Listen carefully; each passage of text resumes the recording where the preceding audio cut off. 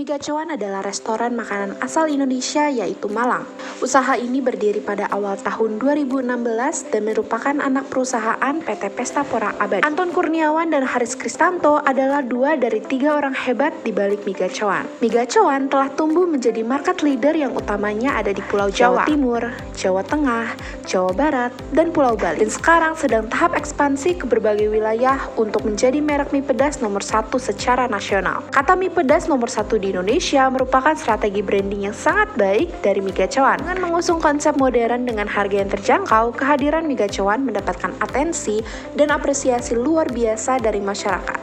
Terlihat dari banyaknya pengunjung yang datang di setiap gerainya. Mi Gacoan menjadi tempat makan dan berkumpul anak muda zaman sekarang. Bahkan tidak hanya anak muda. Makanan dan minuman yang dijual dapat dinikmati semua kalangan dengan range price middle low. Hampir semua masyarakat Indonesia dapat membeli produk Mi Gacoan. Makanan enak, harga sesuai, tempat nyaman, servis oke adalah komponen bisnis F&B yang dimiliki Mi Gacoan sehingga bisnis ini termasuk market staple. PT Pesta Pora Abadi mempunyai visi menjadi brand F&B retail terbaik dan terbesar dengan standar pelayanan, produk, dan kebersihan bertaraf internasional. Dengan misi menyediakan produk terbaik dengan harga terjangkau, menyediakan customer experience yang terbaik dan berkelanjutan, membawa nama F&B Indonesia ke tingkat dunia internasional, menjadikan PT Pesta Pora Abadi sebagai perusahaan ideal dalam berkarir atau great workplace. Berikut adalah wawancara kami dengan pihak terkait untuk mengetahui bagaimana bisnis ini dapat bertahan hingga sesukses ini. Oke, standby, kamera ready, sound ready, 3, 2, 1, action. Nah, di sini perkenalkan dulu ya, nama aku adalah Siska Julianti, sama teman aku Kinanti. Kita dari Universitas Pakuan mau wawancara sedikit mengenai Gacoan nih.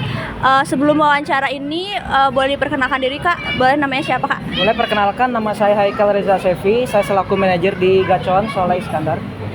Oke, mungkin langsung aja ke pertanyaan yang pertama ya Kak.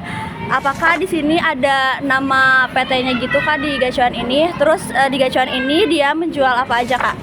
Oke, baik, untuk di sini juga nama PT Pesta Pora Abadi ya, atau sering disebut di halayak itu Mi Gacoan. Mi Gacoan sendiri udah banyak juga ya untuk cabang-cabangnya.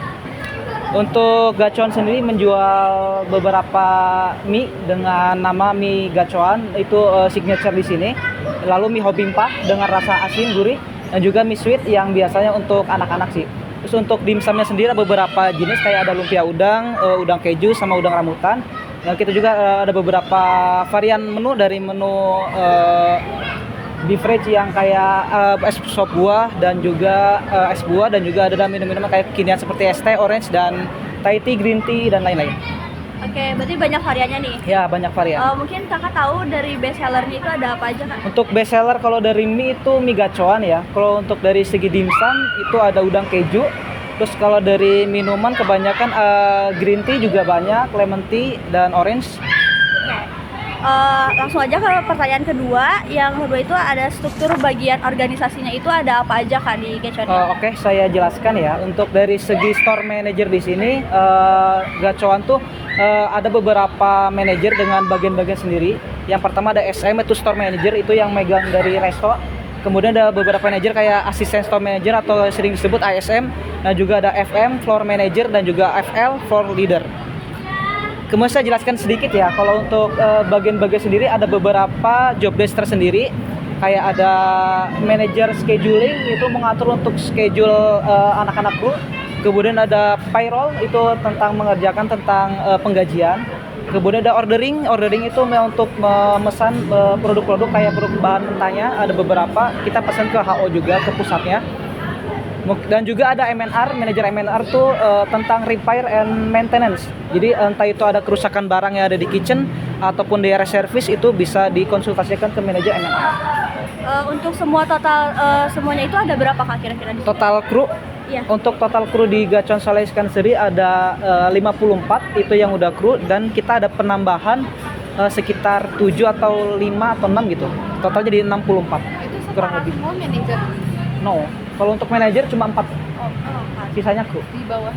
Di bawahnya kru. Kru ada pula kru yang untuk manajer, kru manajerial kayak ada stoker dan juga QC. Itu di atas. 966. Untuk pertanyaan selanjutnya nih Kak, kira-kira apakah ada tantangan misalnya kayak daya beli masyarakatnya itu berkurang, terus isu kenaikan kemarin kan ada pajak tuh, mungkin ada berdampak ke gacuan ini, terus apakah ketika musim panas gacuan ini jadi sepi atau musim hujan malah rame gitu Kak, gimana? Untuk itu sebenarnya kalau gacuan kan kita banyak cabang ya.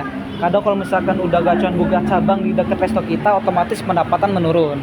Kalau misalkan dari segi cuaca, kemungkinan kalau panas ya banyak. Cuma kalau misalkan lagi musim hujan itu pendapatannya pasti ada aja ya. Kalau misalkan namanya hujan kan kadang customer malas buat keluar-keluar kayak gitu sih. Untuk ini Kak, pertanyaan selanjutnya mengenai pekerjaan di gacuan ini, apakah karyawannya memiliki job desk yang sama atau mereka misalnya job desknya itu ini tapi mereka membantu yang ini gitu, kayak gitu Kak, gimana Kak? Oke, untuk di kru sendiri ya, untuk kru sendiri itu kan ada beberapa station namanya. Ada di area service itu di bagian bawah, ada juga area kitchen itu bagian atas. Kalau untuk kitchen sendiri kita terbagi di antara 4 station, yaitu ada di noodle, ada di dimsum, ada di bar, dan ada di produksi. Untuk noodle berarti otomatis dia untuk proses mie. Kalau untuk dimsum, proses dimsum, baru tuh untuk proses minuman, dan produksi itu untuk proses kayak semacam pangsit, ayam cincang yang bagian topping dari mie tersebut, dan juga buat kerupuk, dan juga ada basic untuk bumbu mie-nya, seperti itu. Kalau untuk di area service ada presenter, itu khusus untuk yang take away dan memanggil ojol. Kemudian ada self service, itu bagian yang melayani customer yang di dine in. Gitu sih. Lalu di perusahaan ini ada cara berinteraksi tertentu dan memiliki pakaian tertentu gitu gak Kak? Oke, untuk grooming sendiri ya, di sini kita nyebutnya grooming itu cara berpakaian dari mulai ada name tag, dan juga kalau misalkan di area kitchen itu wajib pakai hair cap. Jadi hair cap, masker itu wajib. Hair cap tuh tidak sembarang asal pakai ya, harus menutupi telinga, harus menutupi seluruh area rambut, dan juga pakai masker. Untuk proses sendiri kita pakai, kalau misalkan di bar pakai latex, kalau misalkan di noodle itu pakai hand glove. Kalau aturan sendiri itu apakah ada tertulisnya Kak? Kita tertulis dari segi peraturan, dan juga kita selalu pasang grooming ya. Jadi buat remindering para kru ya, buat harus sesuai grooming yang ada di perusahaan gacuan ini. Untuk pengambilan keputusan nih biasanya kan ada hal kayak gitu ya Kak. Nah, pemanggilan keputusan ini kan biasanya ada dari fakta, data, terus terstruktur, atau dia menggunakan insting, perasaan, terus kayak pengalaman. Itu biasanya kalau misalkan ada permasalahan yang mendadak di gacuan ini, biasanya menggunakan yang mana Kak? Kita lebih ke CNC sih. Jadi kita terus dulu, maksudnya permasalahan di apa dulu nih. Kalau misalkan masalah dari krunya tersebut, kita panggil krunya. Maksudnya kita udah kasih tahu dulu. Jadi kita nggak langsung ngejudge ke krunya, kita tanya terlebih dahulu permasalahannya di mana. Misalkan dari segi sudut pandang ke kru dulu, apakah masalahnya apa, kita cari solusinya masing-masing. Kalau misalkan kita cari solusinya bareng-bareng, kalau misalkan udah ketemu solusinya, baru kita kasih. Kalau misalkan emang kelalaian dari segi krunya, kita kasih punishment. Kalau misalkan kita sesuai dengan job desk masing-masing, kalau nggak ada masalah apapun ya kita nggak ngasih punishment apapun. Kalau untuk punishmentnya sendiri Kak, biasanya berapa kali gitu Kak? Kita di sini ada STT, namanya surat teguran tertulis. Kita juga surat teguran tertulis ada 2. Kalau misalkan tetap dilakuin kesalahan tersebut, kita berlakukan SP berjenjang. SP 1, 2, 3, kemudian cut off. Untuk pertanyaan selanjutnya akan disampaikan oleh teman saya Kak. Oke, selanjutnya dalam pelaksanaan bisnis operasional ini kan pasti ada konflik-konflik gitu. Apakah cara untuk menyelesaikan itu dengan kolaborasi, atau ditinggalin aja, atau mementingkan diri sendiri dibandingkan orang lain, atau lebih mementingkan perusahaan dibandingkan keinginan diri sendiri? Seperti yang saya bilang ya, kalau misalkan ada beberapa problem, kita otomatis gak langsung menjatuhkan atau mengejudge dari kru tersebut. Kita lakukan CNC dulu, kita lakukan pendekatan apa sih masalah yang ada di tubuh kru ini gitu. Entah itu dari segi unprocedural ataupun prosedural. Kita kan semua station masing-masing tuh udah ada peraturannya masing-masing ya. Otomatis mereka juga yang udah kerja di sini udah tahu lah apa itu yang benar, apa itu yang salah gitu. Kalau misalkan masih tetap dilanggar, otomatis kita akan lakukan ya STT yang tadi, STT kemudian SP berjenjang. Berarti sebagai leader gak mementingkan diri sendiri tapi harus lihat sudut pandang. Ya, sudut pandang kru juga. Dan perusahaan ini kan udah lumayan lama ya, dari tahun berapa Kak? Ya 2016. 2016. Berarti dia apakah masih masuk di startup atau masih berkembang atau udah stabil? Kalau yang saya lihat ya lebih ke udah berkembang sih, karena kan namanya startup otomatis dari bawah dulu kan, lalu lebih ke belum terlalu ini. Kalau misalnya kita udah buka cabang tuh kurang lebih di 100, hampir 120 kurang lebih ya, 120-an gitu. Otomatis kayak ya udah mulai berkembang sih. Udah mulai berkembang dan menuju ke stabil. Ya, kita juga udah mulai buka di luar Pulau Jawa sih. Kayak kemarin kita udah buka di Kalimantan juga, terus ada beberapa rencana juga mau buka di luar Indonesia sih. Oh, jadi di luar itu belum terlalu banyak ya, masih di Jawa? Beberapa, lebih banyak di Pulau Jawa.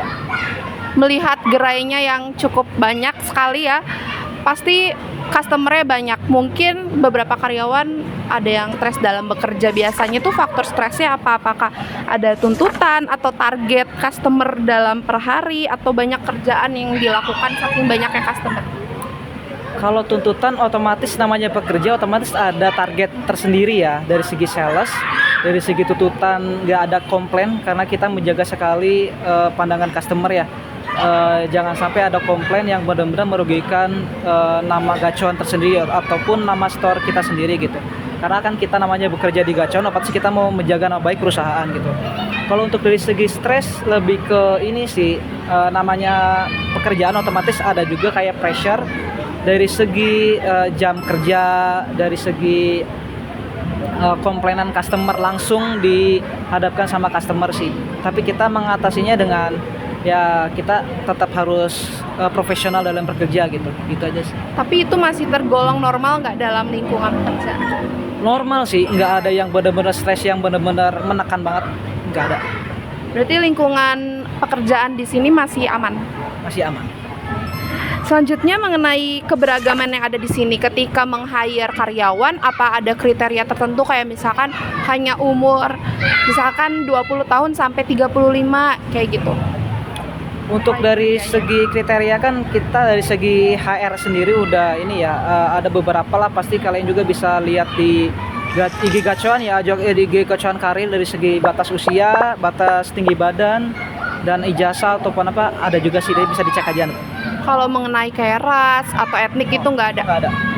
Kalau untuk misalkan ada karyawan yang difabel gitu, apakah di sini ada lowongannya?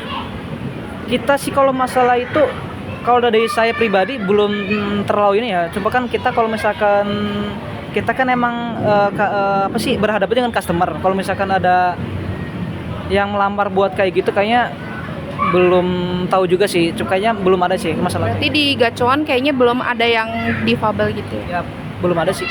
Setahu saya ya, kalau di resto ini belum ada. Tapi berarti maksudnya itu jadi persyaratan gitu ya? Sebenarnya kalau persyaratan, sebenarnya kalau dilihat dari rekrutmen sendiri nggak ada disebutin seperti itu. Jadi kemungkinan bisa atau enggaknya lebih ke tergantung stationnya kan. Kalau misalkan kita lihat station kitchen kan pasti ada komunikasi, dari segi server juga pasti ada komunikasi kayak gitu sih. Dan karena ini udah dari 2016, mungkin teknologi belum terlalu berkembang. Lalu sekarang 2025 teknologi makin berkembang. Teknologi apa aja yang udah digunakan Gacuan untuk menunjang berkembangnya resto ini? Kita sekarang udah self service, terkhususnya untuk resto baru ya. Kalau untuk resto lama kita masih menggunakan sistem biasa, ordering lewat kasir. Sistem baru di sini, setiap resto Gacuan yang baru itu udah menggunakan USB kasirnya, dan juga self service itu menggunakan link. Jadi bisa langsung pesan duduk, jadi nggak perlu ngantri, tinggal duduk lalu barcode nomor meja masing-masing, tempat duduk gitu. Jadi nggak usah ngantri kebanyakan. Kalau misalkan pembayaran kita juga dipermudah dengan QR code. Jadi tinggal kalau misalkan yang customer beli itu bisa langsung QR code pakai bank masing-masing, pembayaran masing-masing. Kalau misalkan cash tetap bayar ke kasir. Jadi lebih mempermudah customer sih. Kalau untuk komunikasinya, untuk resto cabang ini punya Instagram sendiri gak? Kita Instagram memang tidak diperbolehkan ya, cuma berpusat khusus di Gacoan. Ya. Berarti kalau yang kakak lihat dari Instagram Gacoan itu, apakah berkomunikasinya udah bagus sesuai dengan anak zaman sekarang yang suka bales-balesin komen atau gaya bahasa di sosmednya gimana? Yang saya lihat sih konten-konten Gacoan Instagram ya lebih ke zaman now sih ya. Ada beberapa konten yang emang lagi tren pada masa kini gitu sih. Selain menggunakan media sosial, ada nggak misalkan setiap pembelian ngirimin email kayak kembali lagi gitu-gitu pesan-pesan? Kita lebih ke Google Review sih. Jadi ke setiap customer selesai makan, kita khususnya di daerah area server ya. Jadi kita mewajibkan untuk harus minimal satu orang tuh 5 Google Review. Jadi kita kasih tahu kan. Kita bisa nanya juga untuk customer segi kepuasan apa ada kekurangan. Kalau misalnya kekurangan kita bisa mengevaluasi kekurangan tersebut. Berarti untuk sekarang penggunaan teknologinya di bagian sini operasional, media sosial, tapi email juga belum. Atau ada lagi teknologi untuk menjalin kebersamaan konsumen biar keakraban dengan brand gitu. Kita kan namanya pendekatan gitu otomatis dari segi sosial media dan juga langsung ngobrol ke customer sih dari segi meminta Google Review tersebut pendapat. Dan kemudian kalau misalkan ada promo-promo kita langsung kasih tahu sih dari segi brosur, dari segi pas kita ngasih tahu di kasir gitu. Berarti kalau promo-promo dari media sosial langsung pasti di Media sosial dan juga ada beberapa selembaran brosur. Gitu aja sih Kak pertanyaan kita tentang bagaimana organisasi atau perusahaan ini berjalan. Ya, saya Kinanti Salsia. Saya Siska Julianti. Terima kasih sudah bersedia untuk diwawancara.